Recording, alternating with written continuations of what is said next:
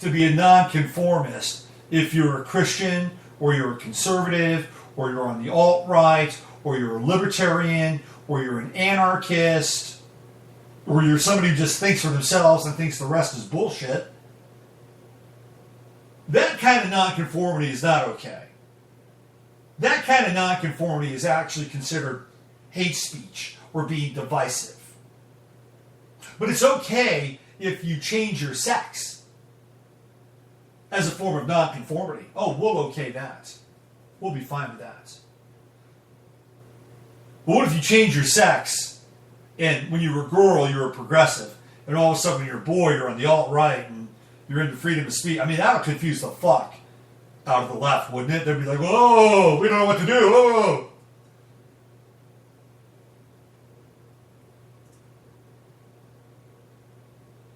He was a she and she was a progressive liberal. Now we don't know what to do. God, I hope that happens. I really hope that happens. I hope that happens. And all the testosterone kicks in and it's like, yeah, I used to be a liberal and now I'm a dude. And now I'm a fucking conservative. Right? Now I'm going to go take on Antifa. I hope that happens. Just for shits and giggles. Sorry, I'm having a perverse moment of humor today. A number of them.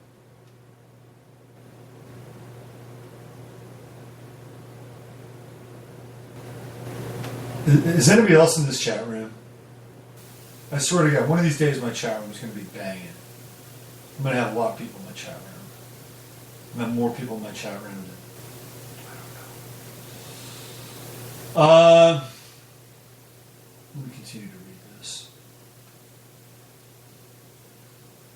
Oh, the parents were granted visitation rights. Oh, isn't that fair? Isn't that fair? What are they going to do when they come over? Hey, we brought you a copy of Field and Stream, and here's a copy of Car and Driver. You know, the further you go into this, the deeper you go. We'll start bringing you copies of Playboy. Karen Brinkman, the parent's attorney, argued that granting the grandparents custody was merely an act to circumvent the necessity of parents' consent and was not in the child's best interest.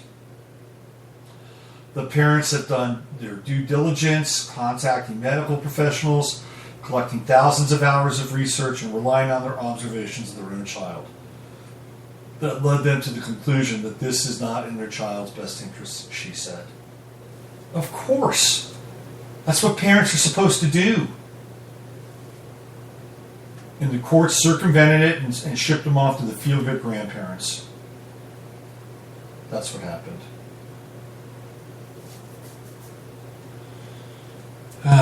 Isn't life grand? Isn't life wonderful? Let's see what we have here. What's next on the docket? Okay, I think I've gone through a lot of the business of the day.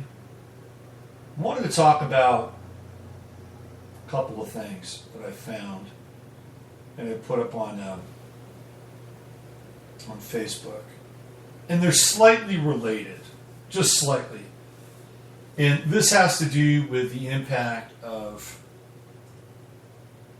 cyber intelligence and AI coming deeper into our lives.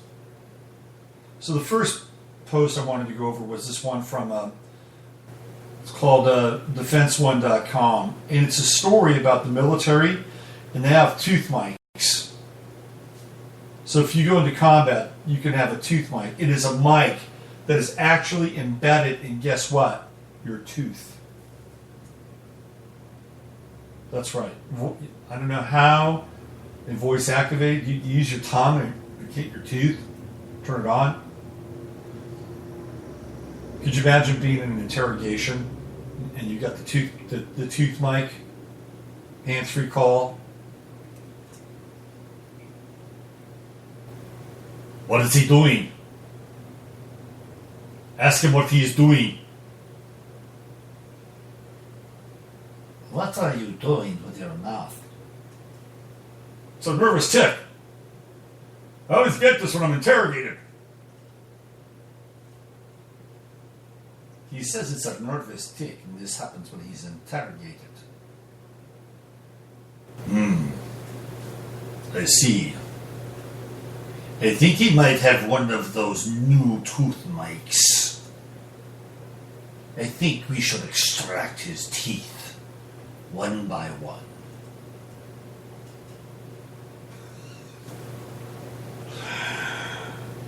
Okay, here we go. Here's the story. Next time you pass someone on the street who appears to be talking to themselves, they may literally have voices inside their head and be a highly trained soldier on a dangerous mission. The Pentagon has inked roughly $10 million. It's a $10 million contract with a California company to provide secure communication gear that's essentially invisible. Dubbed as the molar mic, it's a small device that clips to the back of your teeth. The device is both a microphone and a speaker, allowing the wearer to transmit without any conspicuous external microphone and receive no visible headset or earpiece. Incoming sound is transmitted through the wearer's bone matter in the jaw and skull to the auditory nerves. Outgoing sound is sent to a radio transmitter on the neck and sent to another radio unit that can be concealed on the operator. From there, the signal can be sent anywhere. Essentially, what you're doing is receiving the same type of auditory information that you receive from your ear, except that you're using a new auditory pathway through your tooth, through your cranial bones, to that auditory nerve. You can hear through your head as if you're hearing through your ear, said Peter Hadrovic, CEO of Molar Mic, creator, Sonatus Technologies. He likened the experience to what happens when you eat a crunchy breakfast cereal, but instead of hearing that loud, delightfully marketable chewing noise, you're receiving important communications from your operations team. Your ability to understand conversations transmitted through bone improves with practice. Over the period of 3 weeks, your brain adapts and enhances your ability to process the audio. So you get better at it the longer you wear it, right? The longer you wear that stuff. Could you imagine going out on a date? Like you just completed a mission and or training, and you're out on a date and you forgot to take it out. You're sitting there, you know. Oh, excuse me. What was that? Oh, nothing. Nothing. What did you just take out of your mouth? Oh, just a kind of a retainer thing that I have. Your ability to understand conversations through bone improves with practice. But even out of the gate, you can understand it. There's a little picture of it. It's right there. The molar mic, similar to Bluetooth. It's encryptable. And it's able to pass through water. How about that? Sonatus received early funding from In-Q-Tel. These are the people that, guess what, helped start Facebook, helped start Google, right? So the CIA is behind the molar mic. Isn't that interesting? That is really creepy. It is creepy, right? It's totally creepy. The molar mic. There it is. Let's see. Here's where I really wanted to go with everything today. This is where I really wanted to go. Oh, it's on my desktop. Is it? Is it not? Hold on. I gotta find this thing. There it is. Okay. So I posted this on Facebook. There is a new program called Norman that is being created over at MIT. And Norman has been named after Norman Bates. And Norman Bates, of course, is the creep in Psycho. So, MIT has created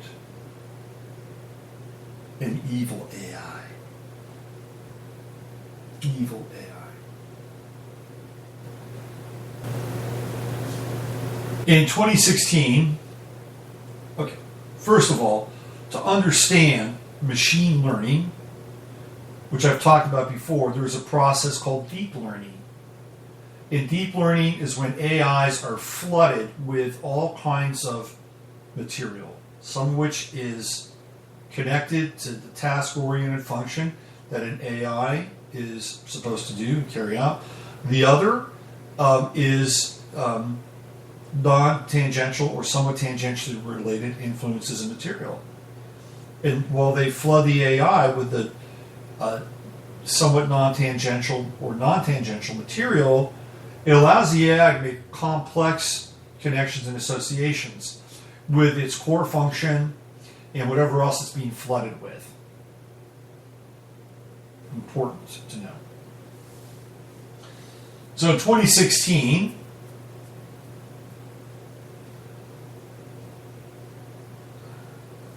the Nightmare Machine was generated. Okay? The Nightmare Machine. And it is scary imagery that the people at MIT have collected. They launched this in 2016. Okay? So all the scary imagery. So from over 2 million votes from people all over the world, Nightmare Machine is among the first AI projects that tackles a specific challenge. Can AI not only detect but induce extreme emotions such as fear in humans? Blah, blah, blah, blah. Read more about it. In 2017, they presented Shelley, the world's first collaborative AI horror writer. Shelley is a deep learning-powered AI and was raised reading eerie stories collected from r/no sleep. She wrote over 200 horror stories collaboratively with humans by learning from their nightmarish ideas and creating the best scary tales ever.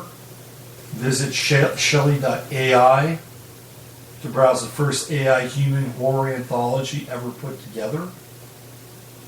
In 2017, the same group put together AI-powered empathy. We worked on the other side of the spectrum, presenting deep empathy. Deep empathy explores whether AI can increase empathy for victims of faraway disasters by creating images that simulate disasters closer to home. Now, wasn't that interesting? Where is MIT located? Boston, right? Didn't they just have some disasters near Boston? Interesting. On April 1st, April Fool's Day, 2018, the AI-powered Psychopath. We present you Norman, the world's first psychopath AI. Norman is born from the fact that the data that is used to teach a machine learning algorithm can significantly influence its behavior. So when people talk about AI algorithms being biased and unfair, the culprit is often not the algorithm itself, but the biased data that was fed into it. The same method can see very different things in an image, even sick things if trained on the wrong or the right data set. Norman suffered from an extended exposure to the darkest corners of Reddit and represents a case study on the dangers of artificial intelligence gone wrong when biased data is used in machine learning algorithms. Norman is an AI that is trained to perform image captioning, a popular deep learning method of generating a textual description of an image. We trained Norman on image captions from an infamous subreddit, the name is redacted due to graphic content, that is dedicated to document and observe the disturbing reality of death. Then compared Norman's responses with a standard image captioning neural network trained on the MS-CoCo dataset on Rorschach ink blots, a test that he used to detect underlying thought disorders. No, due to ethical concerns,